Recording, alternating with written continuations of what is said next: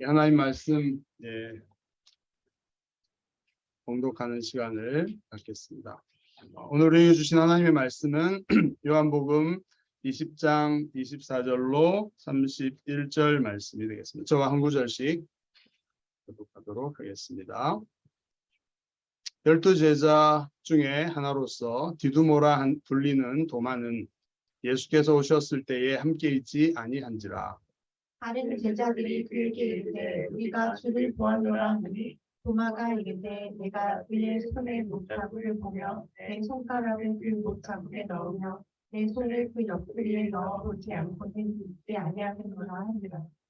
여드레를 지나서 제자들이 다시 집 안에 있을 때에 도마도 함께 있고 문들이 닫혔는데 예수께서 오사 가운데 서서 이르시되 너희에게 평강이 있을지어다 하시고 도마에게 이르시되 네 손가락을 이리 내밀어 내 손을 보고 네 손을 내밀어 내 옆구리에 넣어보라. 그리하여 믿음 없는 자가 믿지 말고 믿는 자가 되라. 도마가 대답하여 이르되 나의 주님이시요 나의 하나님이시니이다. 예수께서 이르시되 너는 나를 본고로 믿느냐 보지 못하고 믿는 자들은 복되도다 하시니라. 예수께서 제자들 앞에서 이 책에 기록되지 아니한 다른 표적도 많이 행하셨으나 오직 이것을 기록함은 너희로 예수께서 하나님의 아들 그리스도이심을 믿게 하려 함이요 또 너희로 믿고 그 이름을 힘입어 생명을 얻게 하려 함이니라. 아멘. 오늘 도마에게 나타나심 이런 주제로 말씀 나누기 전에 잠깐 기도드릴게요. 하나님을 찬양하고 기도하며 봉헌하고 그런 예배의 시간 순서들 가운데 이제 저희가 마음을 차분히 하고 우리의 마음의 눈을 열어서 주님을 바라보고 주님의 말씀을 듣기를 원합니다. 주님께서 예배 가운데 임재하시고 예배하는 사람들 한 사람 한 사람 가운데 이 시간 말씀하여 주시옵소서. 구해서 성령께서 진리의 영으로 이 시간 충만하게 역사하사 주님께서 각자에게 이 기록된 말씀을 묵상하고 풀어 나갈 때에 주시는 그 주님의 마음, 주님의 음성을 듣는 시간, 듣고 힘을 얻고 빛을 얻는 그런 시간이 되도록 역사해 주십시오. 부족한 종을 세우셨는데 통하여 말씀하여 주시고 그 일에 사용하여 주시기만을 겸손히 구하옵나이다. 모든 말씀 예수님의 이름으로 간절히 기도하옵나이다. 아멘. 예수님이 도마에게 나타나셨습니다. 그 사건을 우리가 살펴보고 있죠. 이 말씀의 배경은 언제죠? 예수님께서 죽으시고 무덤에 묻히신 다음에 안식일을 오박 하루를 보낸 다음에 안식 후 첫날이 토요일이 안식일인데 유대인에게는 안식일이 지난 일요일이죠. 오늘날 주일날 새벽에 예수님께서 다시 무덤에서 살아나셔서 무덤에 아무것도 없었고요. 그날 저녁에 일어난 일입니다. 그날 새벽에는 막달라 마리아가 무덤에 갔다가 예수님의 시체는 없고 쌌던 세마포와 머리를 쌌던 수건 이것만 있는 것을 발견하고 막 울다가 청년 둘이 흰 옷을 입고 앉아 있는 것과 또 거기서 동산지기 무덤을 관리하는 그런 직원들인 줄 알고 이렇게 예수님의 시체를 어디 갔는지 이렇게 말하다가 예수님께서 마리아야 이렇게 부르시는 장면을 경험했습니다. 그래서 그 이야기를 제자들에게 가서 했죠. 그리고 그렇지만 제자들은 별로 믿지를 못하는 그런 상황이어서 저녁에 이렇게 모여 있는데 예수님께서 그들 가운데 나타나셔서 자기의 손과 옆구리를 보여주셨습니다. 그리고 이렇게 저렇게 나도 너희를 보낸다. 너희에게 평강과 기쁨이 있으라고 하시면서 말씀하셨는데 그 장면이 오늘의 본문 말씀의 시작입니다. 자, 그렇게 주님이 부활하신 다음에 제자들에게 나타나셨는데요. 거기에 디두모라고 하는 디두모라 불리는 도마라고 하는 12명 중에 하나였던 제자가 그 자리에 없었던 겁니다. 어디 가느라 없었을까요? 예수님이 부활하신 그날 저녁에 제자들은 다 모여 있었는데 예수님을 만났는데 왜 이 도마만 그 자리에 없었을까? 뭐 알 수 없죠. 왜 그 자리를 비웠었는지 알 수 없지만 그 사건을 겪은 10명이었겠죠. 10명의 제자들이 도마에게 우리가 예수님을 만났다 이런 얘기를 한 겁니다.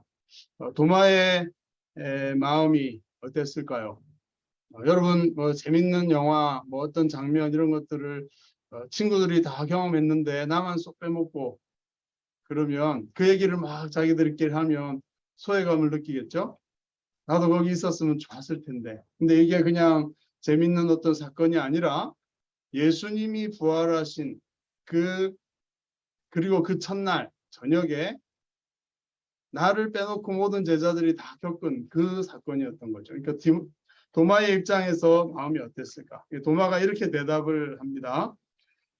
우리가 주를 보았다. 다른 제자들이 그러니까 25절에 내가 그의 손에 못자국을 보며 내 손가락을 그 못자국에 넣으며 굉장히 세부적으로 묘사를 하고 있죠. 내 손을 그 옆구리에 넣어보지 않고는 믿지 않겠다. 이렇게 말합니다. 약간의 도마의 어떤 심리적인 표현이 되어 있는 것 같죠. 굉장히 자세하게 이렇게 얘기하는 것은 어떤 것일까요? 도마가 지금 어떤 마음일까요? 뭐 예수님도 약속하시지 하필이면 내가 없을 때 나타나시냐 그런 섭섭함의 표현이기도 하겠지만 도마는 좀 성격이 어떤 것 같아요?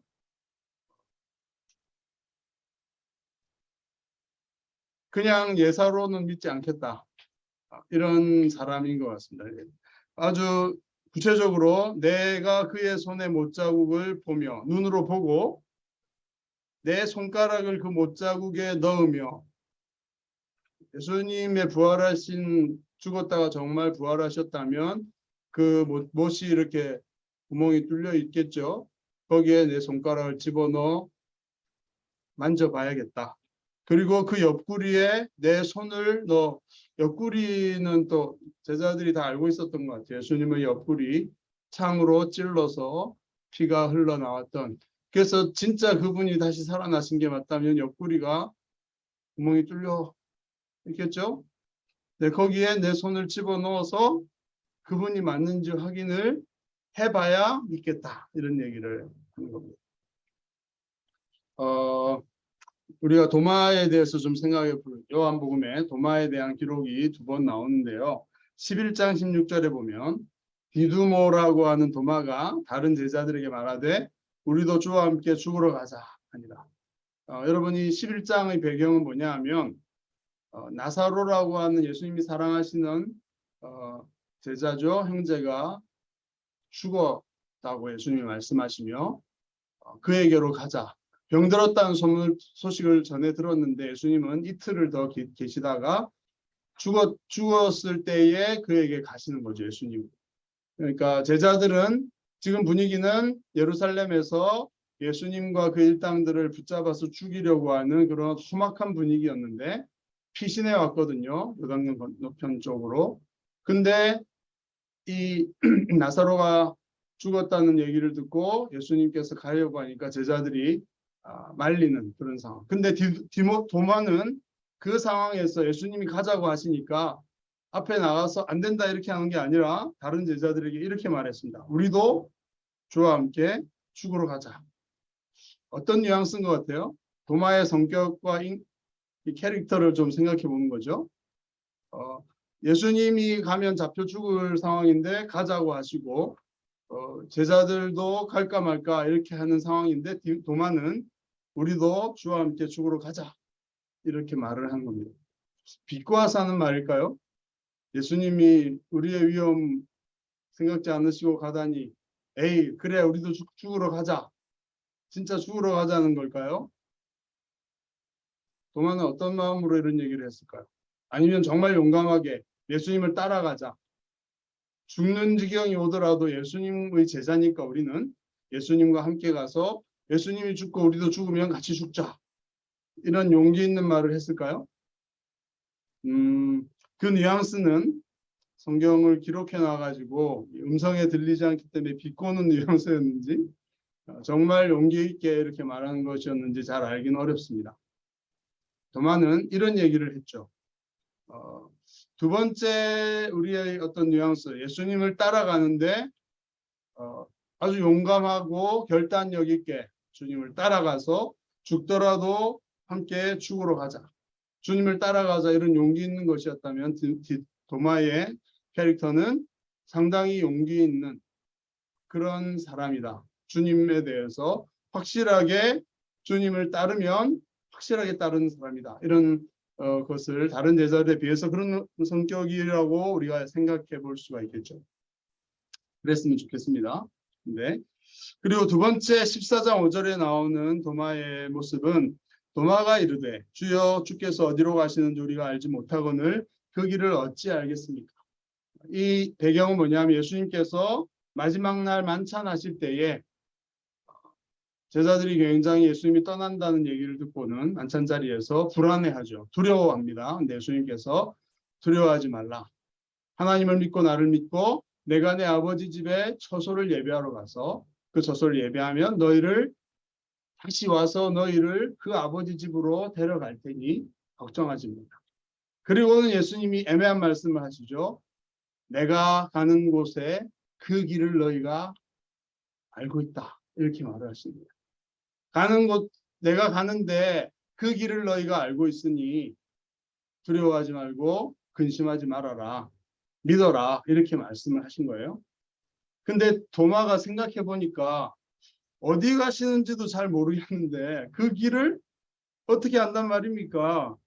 라고 도마가 툭 튀어나오면서 얘기를 하죠. 어떤 사람은 이런 생각이 들어도 속으로 숨기고 가만히 있는 성격이 있지만 도마는 바로 입 밖에 내면서 주님 어디로 가시는지도 잘 말해주지 않고 잘 모르겠는데 아버지 집이 뭐 어디 이집트의 어느 쪽인지 어딘지 메소포타미아 방향인지 알 수도 없는 어딘지 모르겠는데 그 길을 우리 보고 안다고 하니 아주 답답한 상황입니다. 어떻게 알 수 있습니까? 이렇게 질문하고 도전하는 그런 성격이었습니다. 그러니까 도마를 성격을 좀 보면 예수님이 제자들을 통해서 그렇게 10명의 제자가 유구동성으로 주님이 살아나셨고 우리가 만났다 그래도 도마는 상당히 고집이 있는 주님을 따르기로 했다면 죽더라도 따라가는 이런 성격이지만 호락호락 아무렇게나는 가지 않는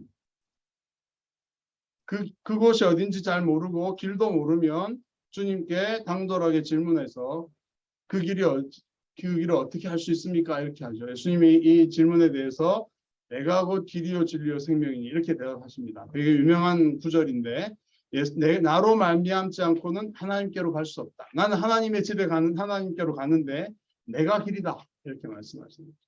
나를 믿으면 내가 길이니 나를 통해서 갈 수 있다. 이런 답을 하셨는데 그 유명한 답이 나오도록 질문한 사람이 바로 도마였던 거죠. 좀 논리적이고 이해할 수 있어야 되고 따지고 그렇지 못할 때는 질문하고 그렇게 해서 확실한 게 있으면 거기에 따르는 데 있어서는 죽으러 가자.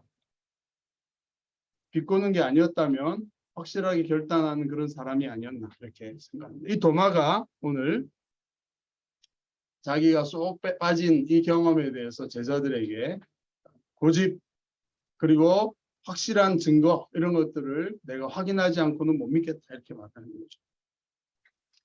예수님께서 부활하신 주님께서 그 대화를 너무나 관심 있게 같이 계시면서 들으셨나 봅니다. 8회를 지나서 이 표현은 이제 한 주일 지나서인데요. 제자들이 다시 집안에 있을 때 도마도 이때는 같이 있었습니다. 그러니까 그 다음 주일 저녁이라고 이해하시면 돼요. 그 다음 주일 저녁에 함께 있는데 문들도 닫혔는데 예수님께서 그들 가운데 다시 오셨죠. 제자들 도마 없는 제자들 때 하셨던 것과 똑같은 것을 제자들에게 경험하도록 하신 겁니다. 그들 가운데 오셨고 또 서서 말씀하시죠. 너희에게 평강이 있을지어다. 예수님의 부활로 말미암는 정말 어떤 것도 빼앗아갈 수 없는 그 평강을 다시 그들에게 축복하시고 있죠. 그리고는 특별히 도마에게 오늘 나타나신 것은 도마를 위한 스페셜 이벤트였죠. 도마에게 말씀을 하십니다. 네 손가락을 이리 내밀어 내 손을 보고 내 손을 내밀어 내 옆구리에 넣어봐라. 이 도마가 했던 말 표현을 예수님이 너무 자세히 들으시고 그대로 말씀하고 있죠. 네가 원했던 그대로 손가락을 이리 내밀어서 내 못자국에 넣어보고 네 손을 내 옆구리에 넣어봐라. 그리하여 믿음 없는 자가 되지 말고 믿는 자가 되어라. 이렇게 말씀하십니다. 이 말씀을 하셨던 예수님은 어떤 마음이셨을까요? 도마를 향해서 주님이 어떤 마음이셨을까요? 괘씸하게 못 믿다니 이런 것이었을까요? 예수님께서 이렇게 도마가 했던 말 그대로를 반복하시고 인용하시면서 다 해보라고 하실 때 도마를 책망하려고 하시는 것이었을까요?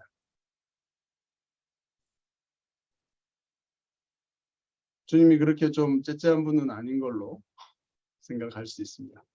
네가 정말 필요하다면 내가 그 증거와 네가 알고 싶은 그것을 확인시켜 주마. 이렇게 하시면서 자기 몸을 확인할 수 있는 도구로 내어주시는 거죠. 넣어보고 만져보고 그렇게 해서 네가 믿겠다면 그래야만 믿을 수 있다면 그렇게 믿어라. 그래서 믿음 없는 자 되지 말고 믿는 자가 되어라. 이렇게 말씀하시죠. 우리 예수님께서 그때 부활하시고 하나님 보좌우편으로 가신 그분이 지금은 하나님 보좌우편에 앉아 계시면서 뭘 하고 계실까요? 제자들이 예수님이 부활하신 다음에 그 부활한 육체로 제자들과 옛날처럼 같이 있을 수 없어서 예수님은 떠나셨고 또 하늘로 올라가시기 전에 한 40일을 제자들 모여서 대화하고 있는 그들 가운데 보이지 않게 함께 계셨습니다. 그래서 도마가 했던 말도 예수님이 이렇게 다 듣고 계셨다는 걸 알 수 있죠. 우리도 우리 가운데 하는 얘기들, 밥 먹으면서 하는 얘기, 우리 마음속에 하나님에 대해서 좀 의심스럽다는 얘기, 하나님이 이렇게 해주셨으면 더 좋을 텐데 이런 얘기들을 우리 주님께서 굉장히 귀담아서 듣고 계신다는 사실을 이 사건, 이 일들은 보여주고 있죠. 도마한테만 그랬을까요? 오늘날 예수님을 믿고자 하고 믿고 싶은 마음으로 주님을 찾는 모든 사람들을 향해서 우리 예수님께서는 하나님을 구하고 찾는 자들에게 그들이 원하는, 그들이 믿기 위해서 필요한 게 무엇인지 깊은 관심을 갖고 계시고 말하지 않더라도 속으로 하나님을 향해 기도하더라도 요한복음 1장에 그런 면이 있었죠. 처음 제자 중에 나다나엘이라고 하는 제자. 그가 무화과 나무 아래에서 있을 때에 예수님은 그를 봤다. 나다나엘을 빌립이 데려왔거든요. 친구를. 그 하나님의 아들 우리가 기다리던 그 메시아가 오신 것 같다. 그렇게 하니까 나다나엘이 나사렛에서 무슨 그런 인물이 날 수 있냐 이렇게 말했는데 예수님이 나다나엘을 보시고 너는 참 이스라엘 사람이다. 속에 간사한 게 없구나. 이렇게 하니까 주님 저를 본 적도 없는데 어떻게 하십니까? 하니까 네가 무화과 나무 아래, 네 집 뒤뜰에 무화과 나무 아래에서 통상 이스라엘 사람들은 하나님을 향해 기도하는 곳이었죠. 조용히 몰래 거기 있을 때 네가 기도하는 것을 내가 봤다.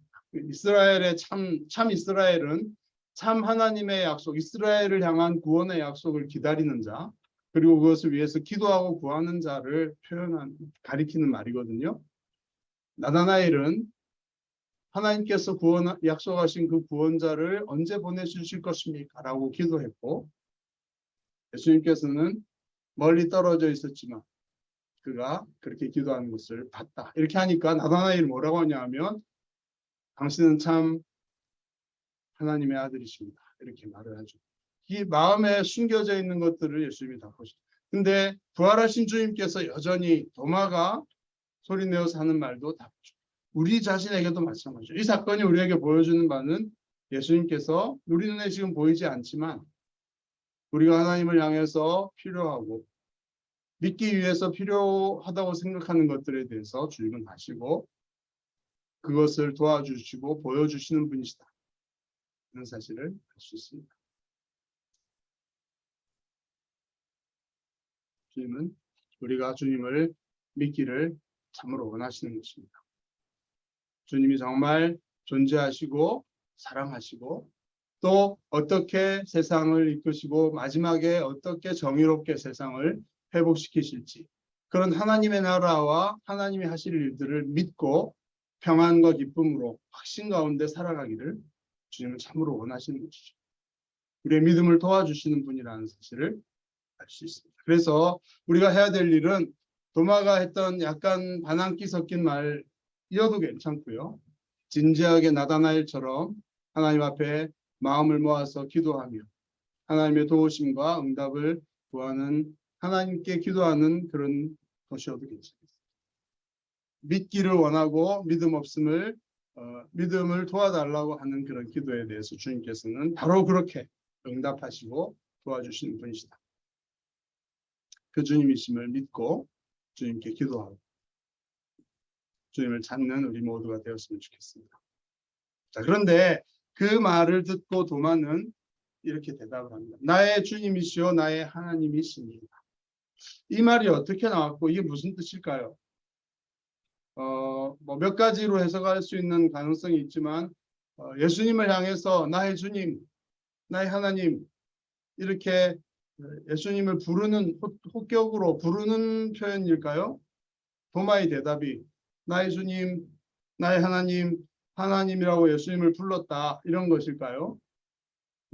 예수님을 부른 다음에 그 다음에 답이 없어요. 말이. 그래서 예수님을 부르는 말로서라기보다 아니면 그냥 감탄사로서 나의 주님, 오 마이 갓 뭐 이런 감탄사로서 깜짝 놀랐다는 표현으로 이렇게 말한 것이었을까요? 또 한 가지 가능성은 이 도마에 자기가 의심했고 믿지 못했던 것에 대한 변화된 어떤 뭔가를 확인했기 때문에 예수님을 만났기 때문에 자기의 신앙의 고백으로서 나의 주님이시고 나의 하나님이십니다 라고 고백한 것이었습니다. 원래 정답은 1, 2, 3번 중에 3번이죠. 네, 그렇게 보여집니다. 왜냐하면 나의 주님, 이 소유격, 당신은 주님이신데 다른 사람의 주님이 아니라 나의 주님이십니다. 라는 말을 생각해 보면 이것이 자기의 고백이라는 것을 알 수 있죠. 이제부터는 당신은 나의 주님이십니다. 내가 당신에게 속해 있고 당신은 나의 주님이십니다. 이제부터는. 여태까지는 그전에도 주님이라고 불렀을 수도 있죠. 랍비라고 선생님이라고 부르고 따라왔었는데 그분이 죽으시고 상에 찔리시고 끝난 줄 알았던 그분이 다시 살아나셨고 그것을 명확하게 부활하신 주님이 나타나셔서 보았기 때문에 그것을 확인했기 때문에 거기에서 나오는 도마의 신앙의 고백이죠. 이제 당신은 나의 주님, 이 되실 자격이 충분하시고 나의 하나님, 당신은 나의 하나님이십니다. 하나님의 아들이라는 표현 이렇게 할 수 있었지만 나의 하나님입니다라고 표현한 것이죠. 예수님이 부활하신 사건은 도마에게 있어서는 예수님이 훌륭한 선생이나 메시아, 구원자, 왕 이런 정도가 아니라 하나님이시다. 그리고 그 주님은 나의 하나님이시다. 자기가 믿어왔던 구약의 그 하나님이 바로 당신이시다. 라는 이런 고백을 하게 된 것입니다. 예수님의 부활은 이런 놀라운 사실을 드러내주는 것이었다는 것을 도마를 통해서 사도 요한은 우리에게 보여주는 것이죠. 예수님이 그냥 훌륭한 사람, 어떤 선지자 그런 정도가 아니라 그분은 이 의심 많고 철두철미한 확인을 거쳐서만 자신의 삶을 내어 던질 수 있는 그런 도마에게 이런 고백, 신앙의 고백이 흘러나올 수 있는 그런 분이셨다라는 것을 보여주고 싶습니다. 도마는 아무렇게나 믿지 않지만 한번 믿으면 확실하게 믿는 것이죠. 그래서 당신은 나의 주님, 나의 삶의 모든 것을 다스리고 지배하고 이끌어가도 정말 맡길 만한 그런 주님이십니다. 내가 어떤 것을 주로 따르지 않고 당신을 나의 주님으로 따르겠습니다. 그래서 도마가 전설에 의하면 인도까지 복음을 전하러 가서 거기에 복음을 전하다가 맞나요? 인도인가요? 맞을 것 같습니다. 거기서 순교하는 그런 마지막을 맞이했다. 이런 전설이 있습니다. 나의 주님, 주님께서 이끄시는 것, 그리고 나의 하나님 고백한 것입니다. 부활하신 예수님은 어떤 죽었다가 다시 살아난 어떤 신비한 어떤 존재에 그치는 것이 아니라 그분이 바로 하나님이셨다. 라는 사실을 보여주죠. 요한복음 1장 1절에서 사도 요한은 예수님을 소개하면서 태초에 말씀이 계셨고 이 말씀이 하나님과 함께 계셨고 이 말씀은 곧 하나님이시다. 라고 사도 요한이 말을 하죠. 그 말씀이 육신이 되어서 우리 가운데 함께 거하셨는데 그 영광을 보니까 아버지의 독생자의 영광이고 은혜와 진리가 충만합니다. 이 고백, 이런 서문, 이런 요한복음을 쓰면서 서론으로서 이런 이야기를 처음부터 하고 있는 게 자기도 그렇게 믿지만 그렇게 철두철미한 보증을 필요로 하는 도마라고 하는 자기 동료 제자가 경험했고 부활을 통해서 확인했고 고백했던 그 내용이다. 예수님은 태초에 계셨던 하나님과 함께 계셨고 하나님이셨던 그 하나님을 드러내주고 나타내주기 위한 말씀으로서 하나의 메시지로서 육신이 되어 오신 하나님이시다. 라는 사도 요한 자신의 고백을 이 20장에 와서 도마의 입을 통해서 도마의 경험을 통해서 다시 하고 있는 것입니다. 당신은 육체를 갖고 오신 분이시지만 태초부터 계셨던 하나님이시고 주님이십니다. 그래서 이제부터는 나의 삶의 주님이 되시고 나의 삶의 나의 하나님이 되십시오. 어떻게 사람으로 온 예수님을 이렇게 고백할 수 있겠습니까? 사도 요한이 요한복음 1장에서 이렇게 도입할 수 있는 이것이 어떻게 가능했겠습니까? 사도 요한 자신의 경험과 고백이 도마의 고백과도 연결되어 있는 것이죠. 예수님의 부활 사건을 통해서 예수님이 하신 일들을 쭉 봤고 부활하신 이 결정적인 증거 확신을 통해서 예수님이 누구신가 하는 것들이 드러났고 고백되어졌다.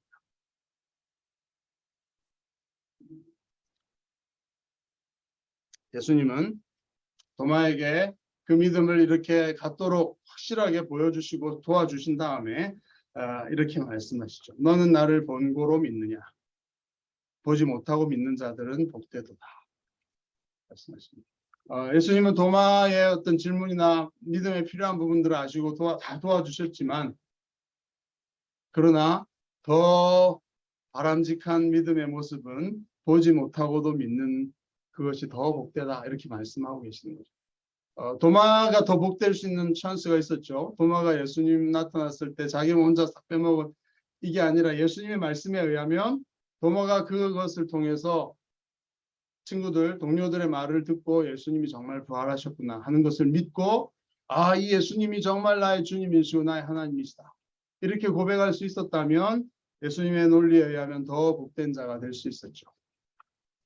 근데 도마는 봐야겠다 이렇게 보여주시니까 믿은 거죠. 그렇지만 보지 못하고 믿는 자들은 복되도다. 이것은 우리에게 해당하는 말씀이죠. 우리가 예수님을 복음을 통해 믿습니다. 그죠? 들었고 사람들 증인들을 통해 믿습니다. 막달라 마리아라고 하는 여제자를 통해서 증언한 것을 통해 이게 막달라 마리아가 거짓말한 게 아니라 정말 예수님이 부활하셨다. 다른 제자들 도마라고 하는 제자까지도 확실히 본 사람들의 얘기를 전해 듣고서 우리가 예수님을 믿습니다. 그죠? 아직 확신이 없는 사람도 있을 수 있지만 그러나 믿게 되었습니다. 우리가 훨씬 더 복된 자에 속한다. 어떻게 믿을 수 있습니까? 여러분, 믿음은 어떤 사실에 대한 믿음일 수도 있지만 예수님 자신에 대한 그분의 말씀과 그분의 인격에 대한 것이 믿음이죠. 그래서 예수님의 말씀, 그것을 다 하나님이 말씀하신 절대적인 기준과 진리라는 것을 믿을 수 있는 것. 어떻게요? 예수님이 부활하셨고 그 부활하신 걸 내가 눈으로 만져보지는 못했지만 이 진실한 증인들을 통해서 성경에 기록해 놓은 것을 다 듣고서 보지는 못했지만 믿을 수 있는 그런 믿음의 길이 우리에게 열렸고 그런 자들이 더 복되다고 주님은 말씀하고 계시는 거죠. 예수님은 이런 말씀을 옛날에도 하셨습니다. 4장 초기에 가버나움에 있는 왕의 신하에게 내 딸이 지금 죽어가는데 고쳐달라고 하니까 가나라고 하는 곳에 멀리 떨어져 있었어요. 그래서 예수님이 처음 하신 말씀이 너희는 표적과 기사를 보지 못하면 도무지 믿지 않는구나. 이렇게 안타까워하셨던 것이 있습니다. 그 말씀과 그대로 연결되는 것이죠. 예수님의 기적에 대해서도 다른 사람들에게 얘기 들었지만 보지 않으면 믿지 않으려고 하는 그 세태에 대해서 주님은 안타까워하셨고 그 말씀하신 것입니다. 오늘 도마에게도 너의 연약함과 너의 믿음 내가 다 알고 도와주지만 그러나 네가 동료들의 말을 그대로 듣고 그냥 믿을 수 있었으면 더 좋았을 텐데 이런 말씀을 하는 것이고 이것은 이 요한복음을 읽는 예수님의 부활을 손으로 도마처럼 만져보지 못했던 많은 제자들이 약간의 소외감을 느끼고 나도 좀 만져봤으면 좋았을 텐데 더 잘 믿을 텐데 그러나 주님은 보지 못하고 듣고 하나님을 믿는 그리고 그 말씀대로 살아가는 믿음으로 살아가는 너희가 훨씬 복되다라고 우리에게 말씀하고 계시는 것을 알 수 있습니다. 여러분 그렇게 믿으십니까? 세영이는 아닌 것 같아요. 딱 표정을 보니까 나도 동화처럼 좀 넣어보고 확실히 만져봤으면 확실히 믿겠다. 그렇죠?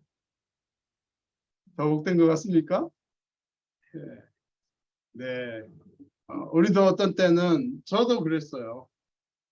우리 부모님을 통해서 들은 그 하나님에 대한 이야기가 진짜인지 처음부터 대학에 가서는 다 의심스럽더라고요. 그래서 못 믿겠다. 확실하게 하나님, 우리 아버지 하나님이 아니라 나의 하나님이 되시려면 우리 아버지에게 나타나서 확신을 주신 것처럼 나에게도 주십시오. 이렇게 하면서 안타까워하고 괴로워하고 그러면서 하나님 정말 나에게 증거를 보여달라 이렇게 기도를 2년 가까이 했는데 역시 성경을 통해서 보지 못하고도 믿게 되고 확신할 수 있는 그런 깨달음으로 제 눈을 영적인 눈을 열고 깨닫게 해주십시오. 그래서 저는 이렇게 만져본 것보다도 확실하게 믿고 있습니다. 믿을 수 있다고 생각합니다. 그게 하나님에 대한 믿음이고 그분의 말씀, 말씀을 통해 믿는 게 맞거든요. 어떤 사건을 믿는 게 아니거든요. 믿음은.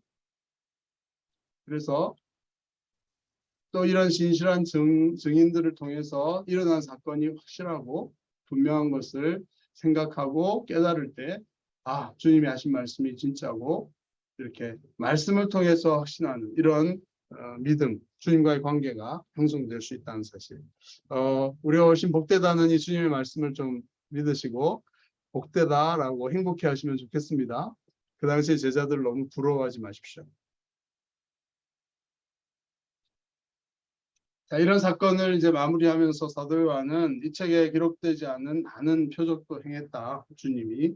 근데 내가 7가지 사건들을 특별히 뽑아가지고 이 표적으로 기록하는 이유는 예수님이 하나님의 아들 그리스도이심을 너희가 믿고 또 그 이름을 힘입어서 생명을 얻게 하려는 것이다. 자기도 한 증인으로서 이 요한복음을 기록해서 믿어라. 보지 못하고 그러나 듣고서 내 진실한 증언을 받아들이고 믿고 예수님을 그렇게 만나고 그 이름을 힘입어서 그분이 주시는 생명을 누렸으면 좋겠다. 요한복음을 쓴 목적이 바로 이것임을 밝혀주죠. 어떤 복음서도 이 목적을 이렇게 내가 이 복음서를 쓴 목적이 뭐다 이런 걸 알려주지는 않습니다. 예수님에 대한 얘기를 하지만 요한은 정확한 목적을 가지고 중요한 사건들을 뽑아내어서 이렇게 설득력 있게 기록해 줌으로써 이 복음서를 읽고서 믿고 영생을 가질 수 있다는 확신 가운데 이것을 기록한 것을 보게 되죠. 자, 오늘 이 말씀을 우리가 정리하면서 오늘 우리에게 주시는 주님의 마음, 주님의 말씀은 어떤 것일까요? 예수님이 도마처럼 나의 주님, 나의 하나님이라고 우리는 고백할 수 있습니까? 내가 주님께 속했고 주님이 내 삶을 인도해 주시고 원하는 대로 이끌어 주십시오. 나는 잘 모르지만 나의 모든 것, 나에게 가장 좋은 것을 아시는 주님이심을 믿습니다. 나의 주님이 되어주시고 주님을 따르겠습니다. 내 수준을 아시니까 내 수준에 맞게 주님의 뜻을 보여주시고 도와주셔서 주님의 계획하신 길을 갈 수 있게 해주실 줄로 믿습니다. 이렇게 주님께 삶을 의탁하는 그리스도인이라고 하나님께서 모든 걸 다 알려주시지 않습니다. 그죠? 필요할 때 알려주시고 길을 인도하십니다. 그러나 믿을 수 있죠. 그리고 나의 주님, 나의 하나님으로 신뢰하면서 멋지게 헌신하고 행복해하고 감사하면서 삶을 살아갈 수 있는 믿음이라고 하는 놀라운 선물을 가지고 믿음으로 살아갈 수 있게 해주십니다. 시간적으로 보면 아직 믿음이 확실한 분도 있고 그렇지 않은 어린 친구들도 있지만 바로 우리 주님은 그런 분이시고 그렇게 인도하심을 저는 기대하고 확신합니다. 그렇게 도와주실 것입니다. 그래서 멋지게 각자에게 주어진 도마가 베드로나 바울처럼 그런 곳에서 그런 삶을 살지 않았더라도 자기의 길에서 가장 멋진 삶, 자기 성격에 맞게 그렇죠. 의심하고 확인한 다음에 확실하면 죽으러 가자 할 때까지 자기 삶을 던져서 멋진 삶을 살아가는 최고의 삶으로 그의 삶을 이끌어 가시는 주님이셨음을 우리는 믿습니다. 우리 자신의 주님이 되신다면 그렇게 하실 주님도 또한 믿는 것이죠. 자, 그런 믿음을 가지고 도마에게 나타나셨던 주님이 바로 우리의 주님이심을 신뢰하고 기대하면서 믿음으로 살아가는 우리 모두가 되기를 축복합니다. 기도하겠습니다. 하나님 아버지, 하나님이 사람이 되시고 육신이 되어서 우리 가운데 오셔서 하나님의 영광 드러내시고 은혜와 진리가 충만한 그런 복을 은혜를 우리에게 넘치게 주신다는 이 사도 요한의 고백이 우리를 위한 것이었음에 감사드립니다. 사람이 되어 오셔서 우리를 대신하여 죽으시고 부활하심으로 우리의 구원자가 되신 주 예수 그리스도 주님이 우리의 주님, 나의 주님이심을 고백합니다. 우리의 삶도 확실한 믿음 가운데 우리에게 최선의 그런 삶으로 인도하셔서 주님의 영광을 나타내며 참 평강과 기쁨과 확신과 열매 있는 그런 우리의 삶으로 인도하실 줄 믿습니다. 이러한 고백이 우리 모두가 하나님을 향해 드릴 수 있는 믿음의 사람들 되도록 인도해 주옵소서. 예수님의 이름으로 기도하옵나이다. 아멘. 감사합니다.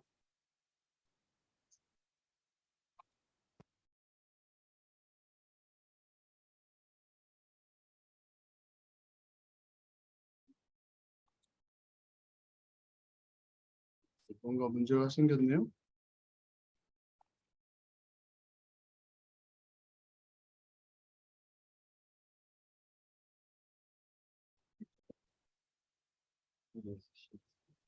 네, 코딩을 끝내도록 하겠습니다.